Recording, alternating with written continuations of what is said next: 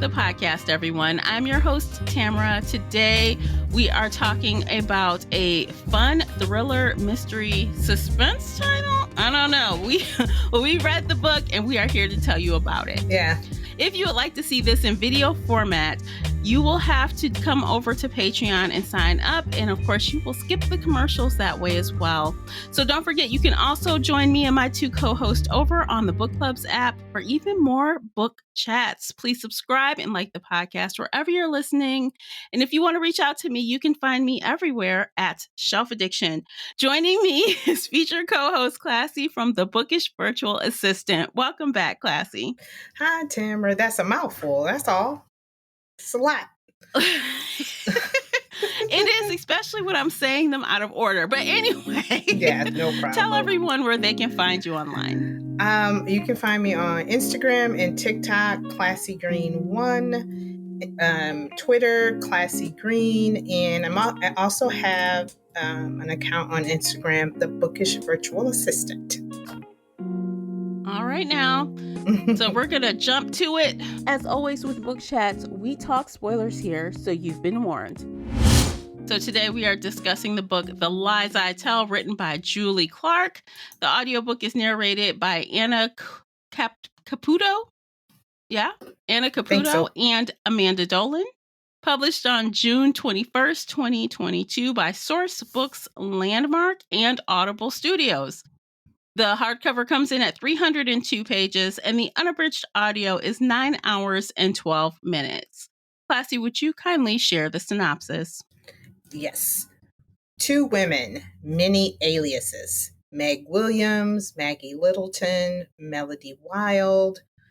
Different names for the same person, depending on the town, depending on the job. She's a con artist who erases herself to become whoever you need her to be. A college student, a life coach, a real estate agent.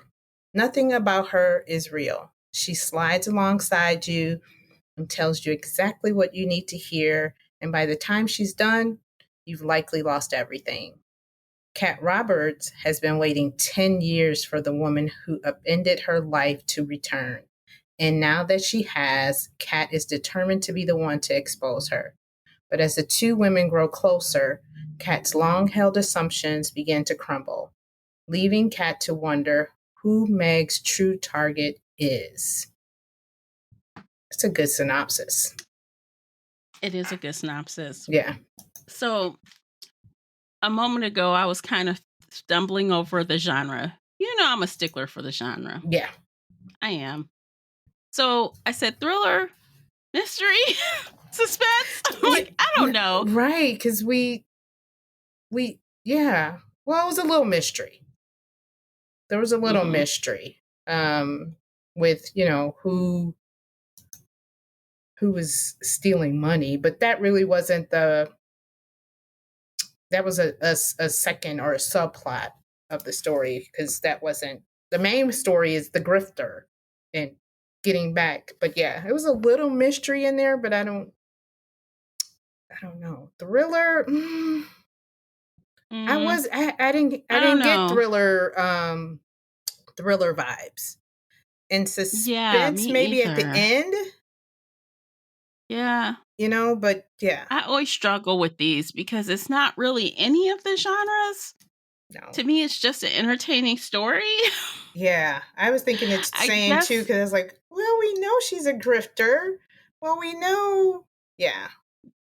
So there was nothing to find out. I feel like at the end, we got clarity on the who, the what, the when, the where, the why on everything. But we knew from the beginning what she was doing. Yep. She was very plain about what she was doing. So there was no mystery there for either character. We knew exactly what they were doing and why. Yeah. Well, from the publisher, because I didn't read that first line because, it was from author Julie Clark. It says, from author Julie Clark comes a twisted con woman thriller. So they listed as a thriller, a twisted domestic thriller. So that's what the publisher is labeling it as. I like the domestic part. I'm not sure. Yeah. Of that thrill. and that was the thing too. And it's so funny because we are always on the same wavelength. While reading this book, I said to myself, do I really know what a thriller mystery says? Because what really defines a mystery? Mystery we got. Who did it, basically. Yeah. But that thriller suspense label is hard sometimes. It's a thin line. And I was questioning myself too, like, do I even know what a thriller is? Because probably our last couple of books we mentioned, the genres did not line up. Yeah. Yeah. So I just Googled really quickly thriller definition. I know we looked at this a couple years ago, but we forget. I forget. Heck yeah. So CRS is real. a thriller is a type of mystery with a few key differences.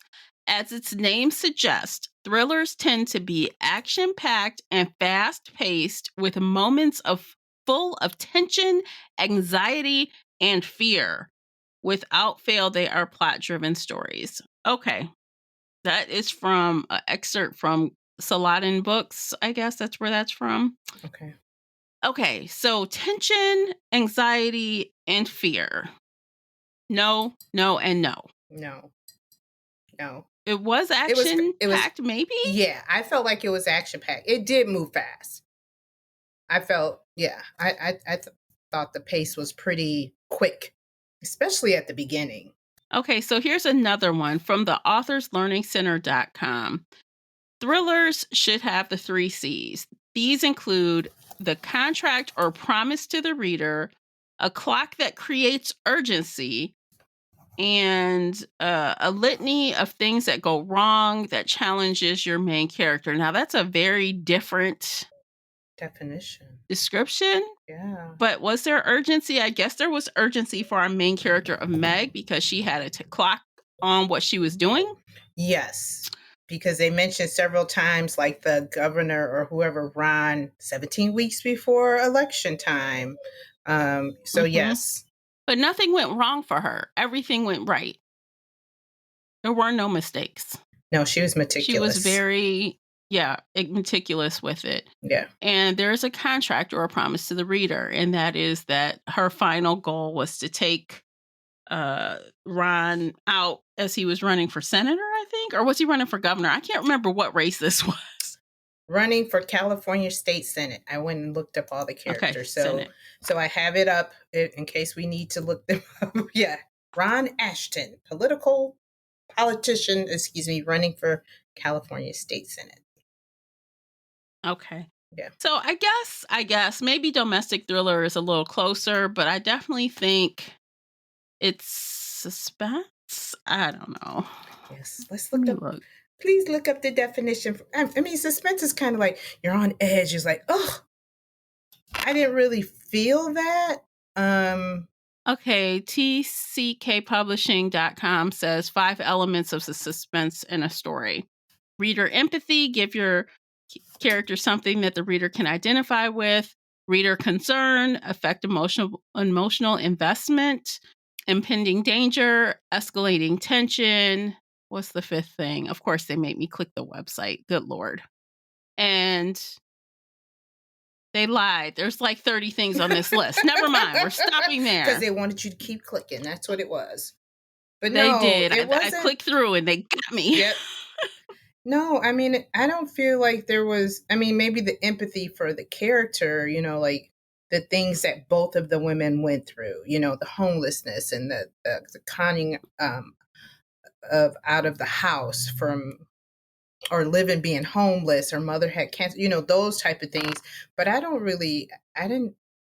wasn't on the edge of my seat. Like, I can name some books that I was on the edge of my seat. So, okay, so now I'm not crazy. Like, I do know what suspense means. After you said that, I'm like, nope, this didn't tick that. But yeah, maybe domestic thriller, because, it was tame, but it was a good story.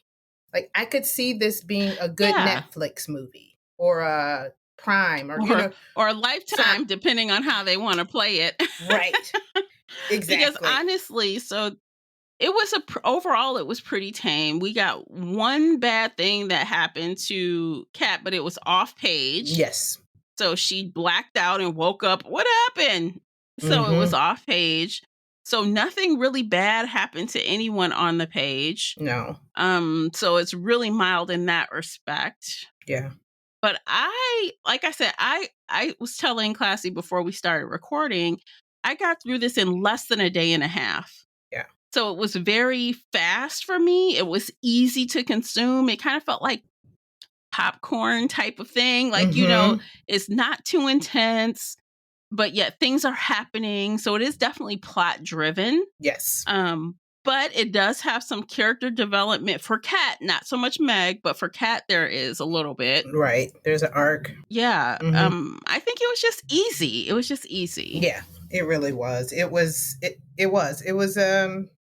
yeah. So yeah, okay. One more look up domestic thriller. Let's see Okay. what's the difference between just a regular thriller versus domestic? Like, is it calmer? Okay, Is it see if I can find that. tamer? What makes a domestic thriller? Okay, this is interesting. This is from audible.com actually. All right, listens categorized as domestic thrillers, sometimes called chick noir or mommy thrillers, typically unspooled mysteries that revolve around families and are set at home. Maybe there's a Mm. missing wife or a husband with a secret or someone acting strange in the neighborhood. Okay. Hmm. I would this is more domestic thriller for me than regular thriller. No, not for you. Yeah, I mean, but it's not really about being at home. So, No. okay, so maybe okay, that's not it either. It's not a psychological thriller. Yeah, Um definitely not psychological. So yeah, No, not I don't that. so this seems like this is one of those books where they weren't sure how to market this, and that was the safest Mhm. way. And apparently it got um the readers to read it. I mean, it's what the average rating was 4.13 with 5,777 reviews and 51,185 ratings. So, Mhm. I mean, they I did their guess job. It domestic was thriller might be the closest. yes. Yeah. Like we said before we started hitting record, we were thinking of things this reminded us of. And one of the things that you mentioned was that show we liked. We both liked the show Revenge, where Mhm. if you remember that show on ABC, I think it was, Yes. where I think the character's name was actually Emily, right? Was it Emily?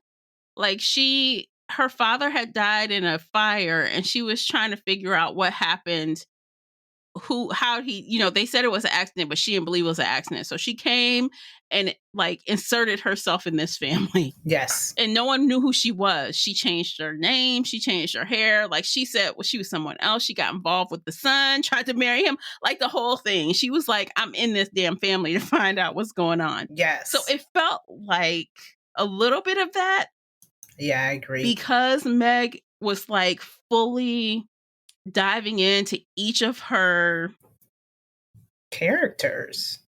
She became whoever she needed to be to fit in that situation. Like she had what, like 5 different names. She was a real estate agent, um, life coach. So yeah, and the lady's name was Emily from Revenge. So yeah, it was she okay. basically inserted herself into these people's lives, learned and researched them to fit in, and they were none the wiser because she knew her Yeah. shit. I think she used some of the tactics that Meg used in this book because Meg says to us throughout the book, I repeat to them what they want, basically. Like, Yes. for example, I mirror it. one Feed it right back to him. yes, feed it right back. Because at the beginning, her first mark was this guy named Corey. And Yes. she pretended to be several types of women on this dating site. So she approached him one way, and he was like, nah, He didn't like that. He didn't even respond. So she went to the far opposite and approached him another way. And then he was like, "Oh, you sound fun, but I'm looking for something serious." And then she said, "Okay, one more go." So she came back, swung back a little bit more to the center, gave him what she thought he wanted to hear based on his responses to the other accounts or lack of. Bing. And he is bing, bing. Hey, what you doing? Hey, girl, hey. Let's hang out. Yeah. Right. So what she does is she doesn't even show up as the person she was pretending to be. Instead, she goes and sits herself right next to him at the coffee shop and pretends that she has a date that doesn't show up. Right. But she set up the date with Corey as that woman that he Mhm. want and never showed up. So it was, Yeah. So he was stood up and she pretended like she was stood up and She was stood up. yeah. Mhm. And voila. Who would have ever Voila. thought? Why Yeah. don't we just both Yeah. go out? Since your date Oh, didn't yeah. show up and mine's didn't show up. Mhm. You like And coffee? she I said like things. coffee. I know you like black coffee. I like black coffee. And of course, when they start doing the whole get to know you thing, she's regurgitating things he has said to that third girl he thought he was Yeah. meeting. So she was wondering, is he even going to tell? Can he tell? And he didn't. No, because he was so arrogant. Yeah. And He thought they were soulmates. It's like, oh my You God. idiot. Yeah. Oh my God. Yeah, because he wasn't thinking about that. He was thinking with his, yeah. Mhm. Exactly. Mm-hmm. Exactly. Yeah. And she knew, okay, so Corey, y'all, was like a predator. He preyed on high school girls. And she was like, I know how to act just young enough to make it seem like I am stupid. Right. Yeah. That Wasn't that age Corey? range that Yes. he likes. Yeah. Where he Yes. can control because he liked being in control. She played him like a fiddle. Yeah. He did everything she wanted him to do. Yeah. And the bad part is he thought that she was doing everything he wanted her to do. It's like, you idiot. You idiot. So this fool, he bought her a car. And she played him so bad when they bought this car. So he bought her this car because she said her car broke down, all this stuff. But she sold the car. He sold the car. And they go to the dealership, they buy the car. And then, of course, she hid the whatever in the car. So he'd have to go back and look for it. When it was time to put the name on the title, she's like, "Oh, I left the cashier's check in the car. Can you go back and get it?" This dummy goes and she has her name written on the title. She's so slick. Yeah. She's so slick. He comes back looking and she's like, "Oh, I misunderstood.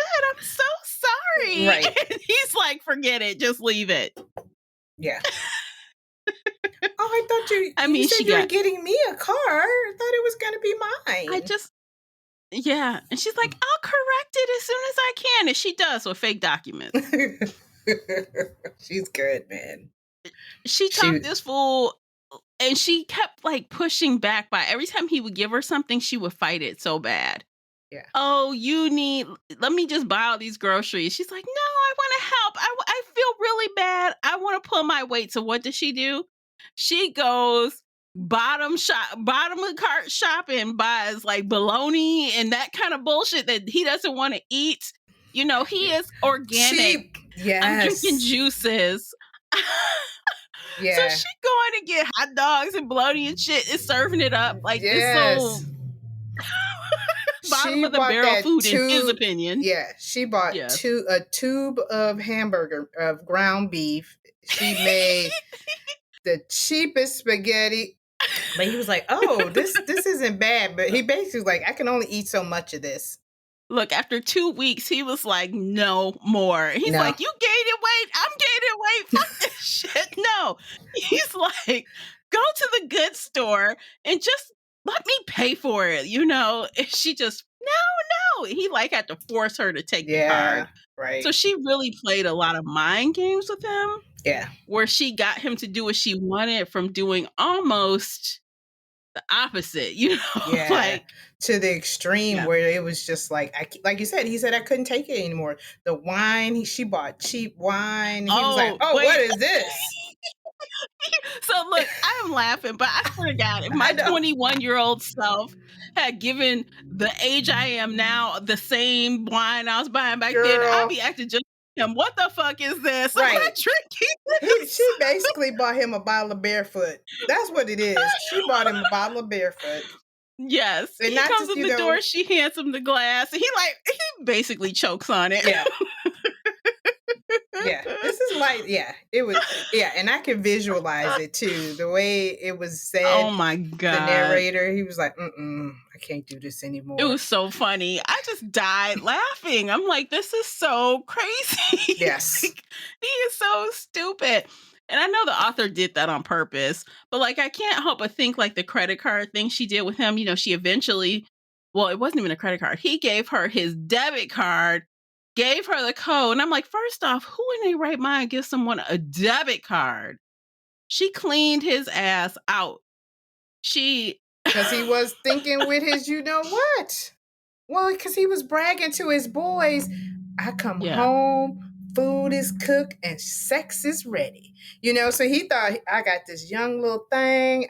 She's doing everything I want her to do, and all I got to do is just give her the card and she goes shopping.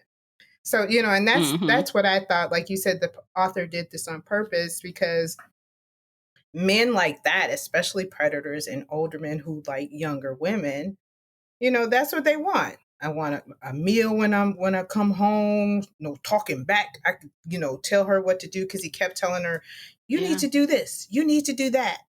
Well, And she also said they like to solve problems. I'll make up problems for him to solve so he can feel important. exactly, exactly. And she Mhm. played the role to a T. She Mhm. played young and dumb to the maximum. She could have got an Oh award. yeah.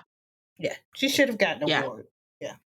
That was so spectacular. I'm like, "Oh my god." And I Yeah. know there are women out here that do this to dudes to get stuff. I know people are out here that do this. They Heck use these kind of yeah. tactics, but I'm like, "Oh my god." Arm I find it candy. hilarious. Yeah. She was Yeah. basically like arm candy because he was probably like, look, I got this little young filly over here, because he didn't want her to work, right? I think he didn't want her to work.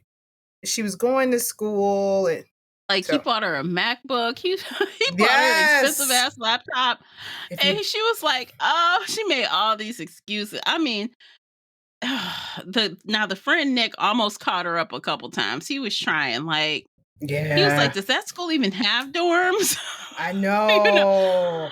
It Right, was a so at city first she's living in school. the dorms. Right, it's a city school, and at first she said she was living in dorms, but she was living in her car, and she Hmm. was tired of it. So she's like, "I will act like I got kicked out of my dorm," and just burst into his apartment, like, boohooing and crying, and he did ask her to stay. Yeah. That's how it started.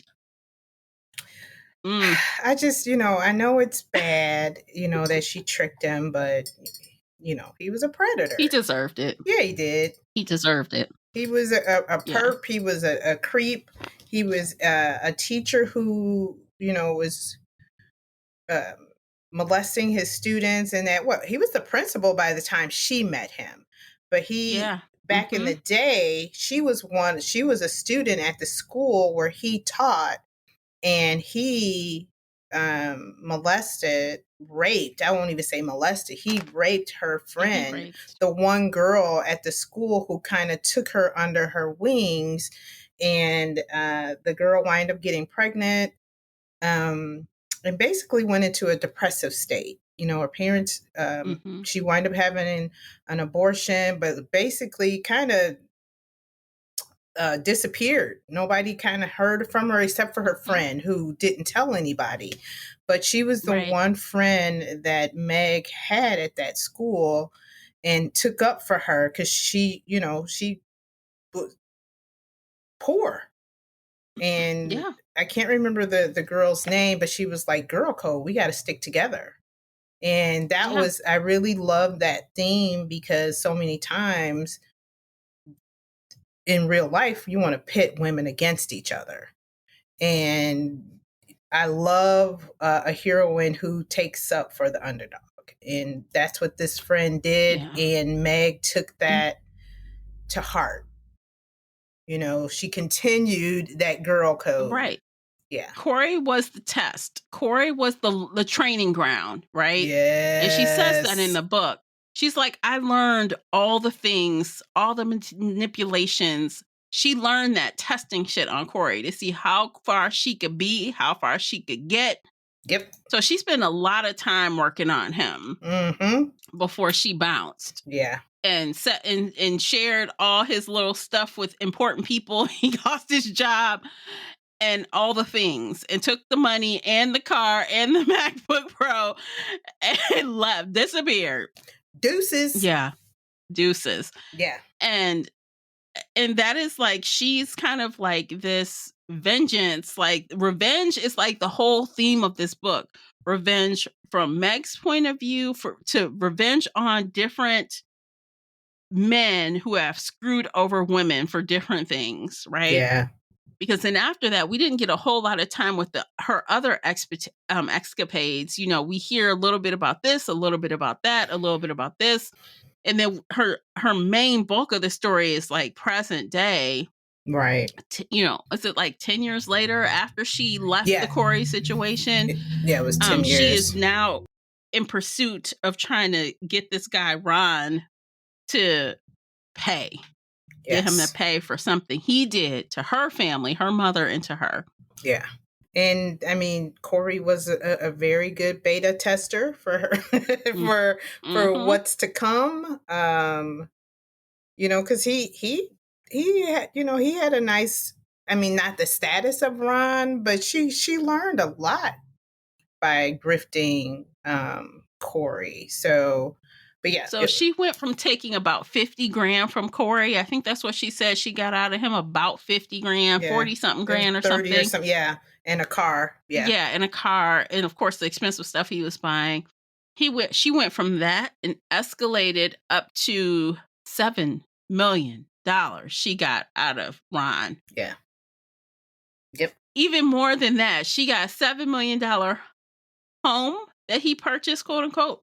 But he was also paying her. He was also paying her for her services, life coaching services. Yep. And now see, this is how greedy dudes are. They're so fucking greedy. He was getting divorced. He didn't want his wife to have half. So what does he do? You know, Meg drops in his ear that all the things she thinks he wants to hear. Oh, I managed to get out of this. I managed to keep all my money from my ex. And this is what I did. And she says, you know, it's really not legal. So I wouldn't recommend it. And she lets him pull it out of her. And when she does, hook, line, and sinker. Yep. Gotcha. Before you know it, he's paying her 50 grand a month. Yeah. Because she was doing work. She said, I'm getting paid for the work I'm doing. Yes. And she was supposed to see the premise was he's just not giving her the money. She's supposed to hold it and give it back. Yes. That's the whole thing. Yeah. That's the con. And to do this, to make it look right, he has to look like he's getting a makeover and doing all this stuff. So she comes and empties out 2 rooms in his house of valuable antiques and expensive arts. He just lets her take 2 rooms out of his well-to-do home of shit just gone, and she sold it all. Yeah. So she took all the cash he was paying her for months. Months and months, plus all his furniture. She sold everything. So that is money she pocketed. Yeah. And that's that fast-paced part that we were, you know, talking about, how the book went fast, you know. And the way she did these scenes, you know, she would just show up and and he would come and it's like, what are you doing? Oh, you need to do this, blah, blah, blah, blah, blah, blah, blah. You know, it was, and it was basically like, if you don't do this stuff now, you're fucked. You know, like you need to get this stuff done. She was creating a sense of urgency for him. Yeah, she was. And and that's how she did it. Like, we got to get this done. You got to do it quick, blah, blah, blah, blah, blah. And he's just like, well, this which way is do I go? Which way do I go? The author set it up because at the beginning when they were playing golf, she said, when is your I forgot what they called it when you have to show all of your income and stuff. Oh, It was yeah. a date set for that. Yes. And she's like, well, you got to move now. And she Mhm. actually started low. She said like 30 grand a month or something. He's like, well, that would not meet the amount of money I'm trying to stash. Can Yeah. I do 50? Yeah. He had a deadline because he needed to move this money and it had to look like he was actually using a service that his wife cannot get half of. How do you get half of life coaching? You can't. Nope. It's just Nada. spent. Yep. I'm making myself better.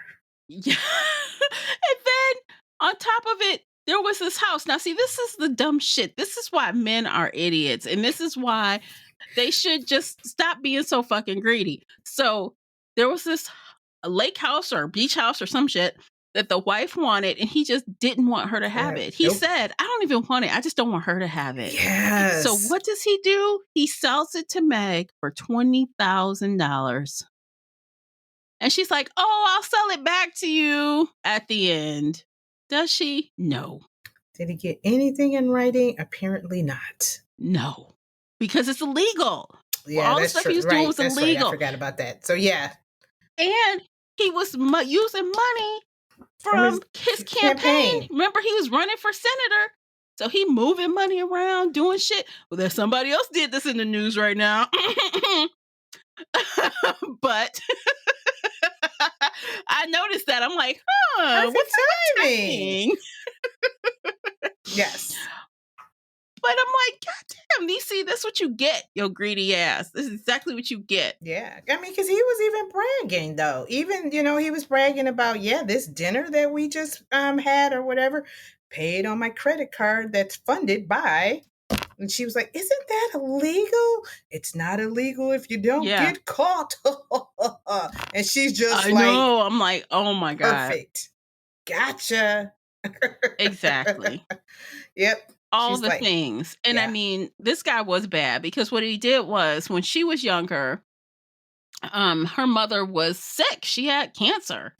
She was ill. They inherited this house. They couldn't stay on top of things. And he conned her into signing a quick claim deed. Yeah.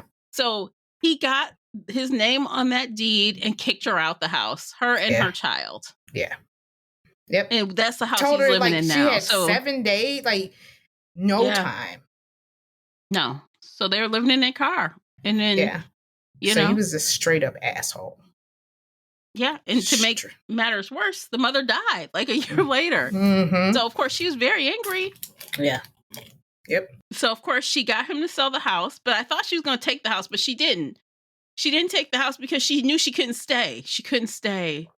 So she found a legitimate buyer for it. So that was what got him to believe pretty much anything she told him, because she did do one legitimate transaction for him before she got him. Yep. And he's like, oh, okay. And she kind of lied with that transaction, though. She was like, oh, they're going to, she got I think she got it. She sold it at like 200,000 less or something, of what the market value was, but he didn't know or something. But it was she wound up getting a nice profit off of it, or somebody profited. And that she pocketed too. She got the commission as the buyer and the seller agent. Yep. Because she yanked this couple from another agent and said, hey, I got this property that's not on the market yet. So she got buyer and seller commission. This woman just taking everybody money left and right. Yeah. Just smart. Because she started at 18? Was she 18? She was like 18 when she met Corey, right? It was only like a year. Yeah, it was young. 18, 19. It was like a year after her mother had passed because she had been living in the car. So you just think 19 grifting. And now the levels 10 years later. Because like you said, we didn't get all the minutia and the in-between of what she did, but you can best believe you can follow she mastered her craft. Yeah. Each guy, she did a little more. She got a little more. Yeah.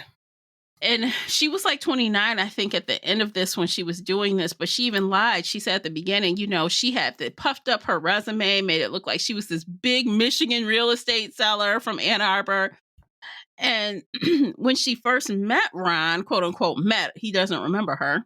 Right. He's like, this is a lot that someone has done to be 30. And she's like, oh, 32.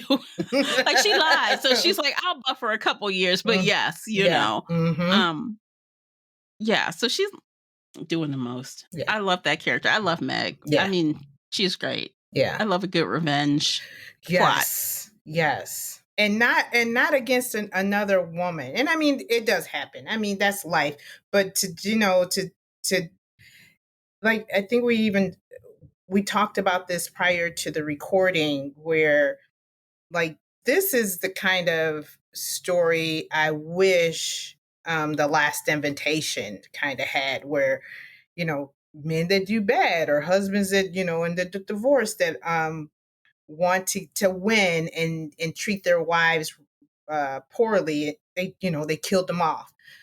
No, like, this is what I would have loved to see, that kind of society of, hit them where it really hurts. Their pockets, Yeah. Nobody's going to jail. Nobody, I mean, she could, but I mean, a good grifter. But yeah, that, I was like, this is what I would have loved to seen from, one of our books that we read earlier this year, where if we're going to revenge for women who've been treated wrong, let's do it the right way. Yeah. Yeah. So speaking of revenge, another storyline in this book is about revenge against a woman at first. Yeah. So let's take a break. We're going to take a quick break, and we're going to come back and we're going to talk about the second point of view in this book. And we'll talk about how she gets where she's going. In the meantime, do listen to these commercials. By listening to those, you are supporting the podcast. And guess what? If you don't like commercials, come on over to Patreon and you can listen without them. And also, while you are listening, click on over to Amazon and check out the book review journal, available now on Amazon. Stay with us. Today's episode is brought to you by the Shelf Addiction merch store. Check out all the bookish t-shirts, notebooks, mugs, and more. Don't miss out on these original designs, perfect for any book nerd. Support the podcast and visit shelfaddiction.com/merch and pick up your next favorite bookish item. All right, welcome back, everybody. So we're talking about revenge against women. So Kat starts her journey on a mission of revenge as well. Yes. Against Meg. Shall we share why that happened? Yes, please. Please share. Okay. Oh, are you trying to tell me to share? Yeah, I'll do it though. Because I was thoroughly entertained by this book. It's crazy. Yeah. So back when Meg was trying to set up Corey, one of the tasks on her list was to reach out to this newspaper or whatever publication that was local and drop some information on him, and also kind of aim them at Nick, his friend. So the person on the other end of that was Kat. And Kat was a young investigative reporter. She wanted the scoop, this big story. And she's working the angles, and she hears about Nick. And instead of doing things the smart way, she decides to go on her own, because it was kind of hinted like, oh, he won't talk to a reporter, but he might talk to some girl who just happens to be there, right? Mm-hmm. This is where he hangs out. Yep. So she meets Nick at the bar by accident. Again, kind of a setup. Right? She knows he's going to be there. She's kind of waiting for him to be around. And she's just talking to him. And before you know it, they're drinking. Serves a drink. She's trying to get specific information. She's on a deadline. She's supposed to leave and go get a quote or whatever the hell she's supposed to do. But instead, she's like, I'm going to stay, because he tells her, I'll tell you everything I know about Corey if you stay and have a drink with me. So this dummy leaves, goes outside, takes a phone call, comes back.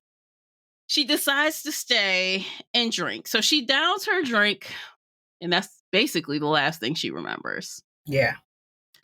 Yeah. She wakes up the next day. He drugged her. He raped her. Yeah. And instead of going to the police, she's like, think like a man. Think like a man. I need the story. So she goes about her Yes. business to try to get the stuff in before the deadline, but it wrecks her life. Like she kept her job, but she couldn't even do it. So she ends up quitting her job.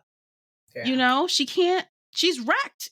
Yeah, she can't deal with I mean, it was a lot. Yeah, Yeah. as you would think, but she didn't do the proper steps. She just tucked it away and it didn't work. Some people Right. can tuck it But she didn't away even and it's report it. tucked. She didn't report it No, because she was like, who would believe her? right. But not only that, she said in the book, you know, I have a deadline. If I don't get this done, I'll lose my job. And Right. she said, if I report it, it's going to take all this time to file the report. It's going to take all this time to do the rape kit, and the deadline will be missed. Mm-hmm. So she made a choice. I'm going to do this job instead of take care of myself. Yeah. And that bit her in the ass. Yeah, I'm gonna say, and what a price to pay. Yeah. Yeah, because Yeah, and she paid a price. Yeah, a big one. Because she struggled. I So- mean, throughout the book, she constantly mentioned that she couldn't sleep. She had trouble trusting people, and like you said, the revenge of another woman. So she was basically on a hunt for Miss Meg. She put a Google alert on this woman's name, and lo and behold, 10 years later, Pops up. her name Because she pops thought up. she set her up. Her point of view at the time was, Yeah, how could you send me to meet with somebody that did that, right? yeah, That does that. yeah. And that was an assumption she made. Right.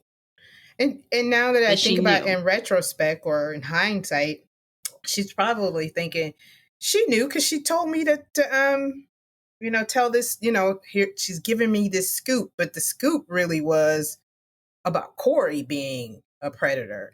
But but when you're in that situation, your mindset is just like all of them are predators, and she set me up. So, but yeah. Yeah. And she spent a majority of the time talking about that, of how She did. and I was wondering, like, how is this, but I do see now that the constant mentioning of it was important. At first it was just like, oh, here we go again. But then as I went on in the story, I'm just like, but she's letting us see from a woman's point of view how it affects their lives. It's a constant thing. Just when you think it's over, you're not thinking about it, it rears its ugly head in little normal situations. And, and that was relatable. And that's something with these two characters, I liked them. I liked both of them, So and I think that's what she created with the character development, with those little simple lines. Think like a woman, think like a man, girl code, the constant thought of her, the rape and how Meg was homeless, and those little things. At first it becomes like, oh, it's redundant, but I think it made their characters more relatable.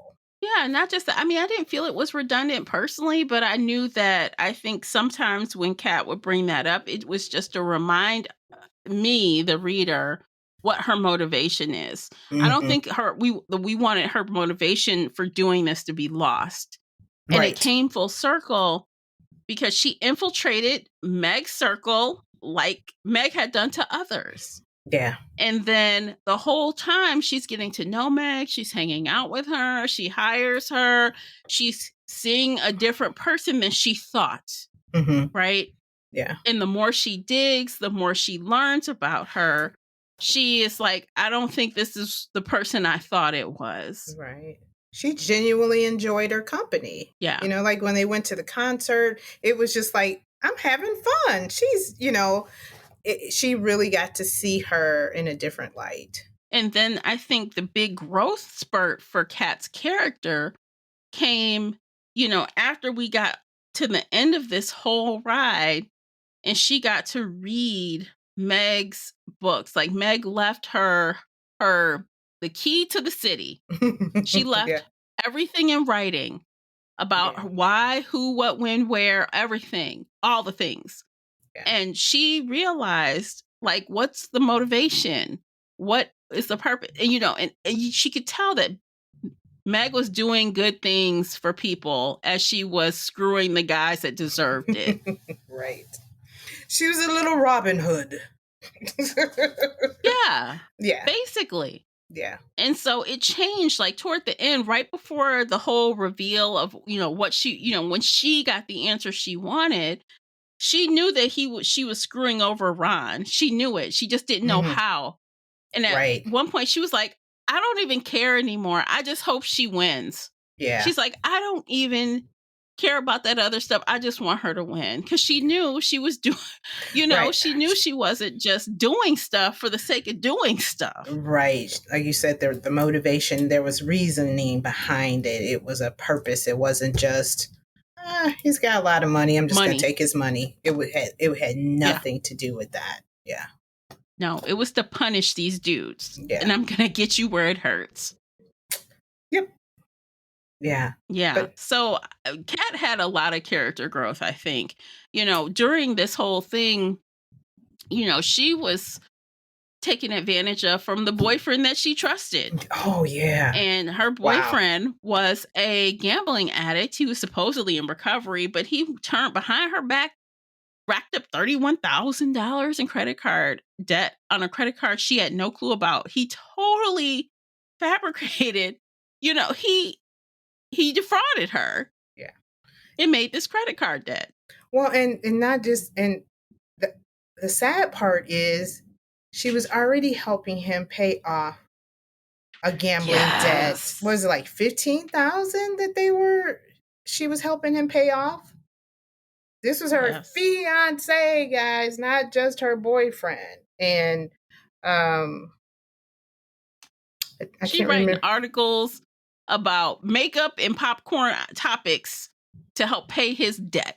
Yeah. And when she wanted to do this like more serious, hard-hitting, investigative stuff, and she would have to not write as much so she could hang out with Meg and get the scoop, he acted like he was pissed off. And she's like, excuse me? Right. I'm helping you pay your debt, sir. Yes. Yeah. Yes. Yeah. So even at the end of that, Meg helped her and she got rid of her debt for her. She gave her the money for it. Wow. Because her boyfriend was so slick that debt seemed somewhat legitimate because he paid her bills a little bit on there. He paid for the rent and he paid some utilities or something on that credit card. So it was harder to prove that it wasn't hers. Yeah. Right? Yep. So and he was a cop. He got her in a whole load of trouble. Yeah. Oh, yeah. Yeah. And it's just like, ugh. And his specialty was that he was supposed to be investigating con artists and scams and all of that type of thing. So he knew exactly what to do, how to do it. Yeah. So he tried to claim like he didn't want her to get involved or to investigate Meg. She's going to do this and that, but she was the perfect cover for him. She was the scapegoat. Yep. He's like, she did it. She did it. Mm-hmm. And then, of course, thankfully, Kat's smart enough to finally it was you. Connect some dots, and she found some evidence that proved it. Yeah. Even Meg was telling her, I think he's gambling, which, that's that doubt because she's like, but you're the grifter. He's in rehab. He's going through, Gamblers Anonymous. He wouldn't do anything like that. And, and that's the thing. When you love somebody, you're like, no, he wouldn't do anything like that. And in her mind still, because she doesn't know, Meg did her dirty. So she wasn't going to believe anything she said. The whole time, though, she kept saying, but why would she do this? For what? Why? Yeah. What's her reasoning? Even if she found me out. That was the thought that he had in her mind. Oh, she knows who you are, which she did, by the way. Right. But she didn't know that, right? Kat didn't know that Meg knew. She was making some assumptions, but she couldn't figure out the motive for her to do that to her. That's again, we talk about motives. Yeah. Because she's like, I'm low on the totem pole compared to the people you're grifting. So low. Yeah. Yeah. So I think she knew, but she just wanted to believe in her fiance. She didn't want that to be true. Yeah. You see what you want. Yep, exactly. There's little signs where you're like, not my man. I know. And the final stretch of character growth for Kat, is she turns into a Meg 2.0. At the end. She takes all the notes from Meg and she says, "Hey, this is a how-to manual she left me." She sells her stuff, gets rid of her apartment, and she is off for her own revenge on Nick. Dun, dun, dun. That's how it ends. Yeah. So, yeah. No. Kat has had a lot of growth. She grew a lot in the series, in the book. Me. Will it be a series? It could be. We could follow her and see what she does to Nick. Right, because he won't remember her. He's done that to probably hundreds of women by now. Yeah. He won't remember her. No. And she says that. Will he even remember me? He won't. No. She's just a number. Just a number. He could care less. Notch on the belt. That's all she is. Yep. Because he does that a lot. Because remember earlier in the book where Meg was like, she spilled this woman's drink because she knew that Nick was trying to get her to keep drinking. Yep.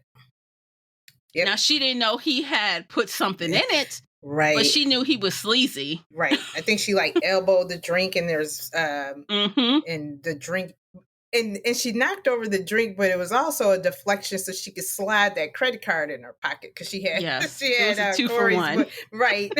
And he was like, "Give Corey his credit card back." And she probably should have said, "Yeah, mind business." Right. Mind your business.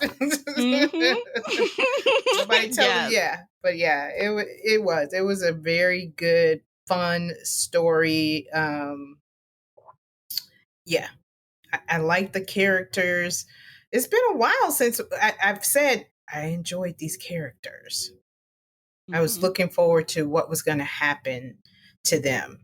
Where there's been some stories I'm like, I don't give two farts what happens to so and so. But this one, it was just like, I want to know. Like, it was almost like you want a happy ending, like a romance. Like, are they going to get a happy ending? Somebody have a happy ending. And yeah. So. Yeah. So, yeah. Okay. So the audiobook narrators, did you like them? Yeah, I enjoyed them. I had no issues with them. I could tell the difference between, Kat and Meg, and I think they did well with the male voices. So yeah, I enjoyed them. Yeah, same. No issues. It was fine. But it's not like they stood out as spectacular either. Like I wouldn't recognize their voices. You know what I mean? Like, so they did very good, but not to the point where I'm like, oh, who is that narrator? I want to look for more from them. Right. Yeah. Not to that level for me. No. They did it right. They didn't make the story horrible. They made the story, it was enjoyable. So yeah. Okay, let's rate this thing. Are you ready? I'm ready. Okay, do you want to go first? I'll go first. I'll give it a 4. All right, nice. Yeah. I too am giving it a 4. It's a strong 4. Yeah. I really had a good time with it. It was very easy and fast for me to consume. It was, while there were some heavier things happening in the book, but again, they were all off page, so that made it really easy and digestible, right? You don't really need any serious trigger warnings because you see nothing. No. we know, but we don't see anything. So, little popcorn read, real fast, day and a half. Fun. Yeah. Nothing stressful. With themes of revenge. Yes. Yes, exactly. Yeah. It wasn't stressful. It wasn't like I need a palate cleanser afterwards. No. Yeah. Easy peasy. Yep. All right. So I guess we're going to end that there. What's our next book? Ooh. All the Dangerous Things that came out this year. So that's what we'll be talking about next month. And of course, always you can join the book club over on Book Clubs. The link is in the show notes, and talk about it with us there if you want to share your thoughts on these books with us. And of course, if you don't like book club or don't like chatting or whatever, that's cool. We'll be right back here on your feed with a new discussion. All right, we're going to do our after show. If you're on Patreon, you already know what's up. If you're not, we'll see you next time. Take care of yourselves. Bye, guys. If you enjoyed today's episode and would like to show your support, there are a few things you can do. Head on over to Apple Podcasts and leave a positive 5-star review, or like this episode on your favorite podcast player. It seems so simple, but it really helps me out. You can share this podcast with other book nerd friends or on your favorite social media space. You can also join the Shelf Addiction Patreon family. For as little as $2 a month, you will help us produce even more awesome content for your ears. You can also consider joining the Shelf Addiction official Facebook group, where we talk all things bookish and more in a safe space. The Shelf Addiction podcast is a part of the Nerdy Maven network. You can also reach us via email at info@shelfaddiction.com. Thank you for listening.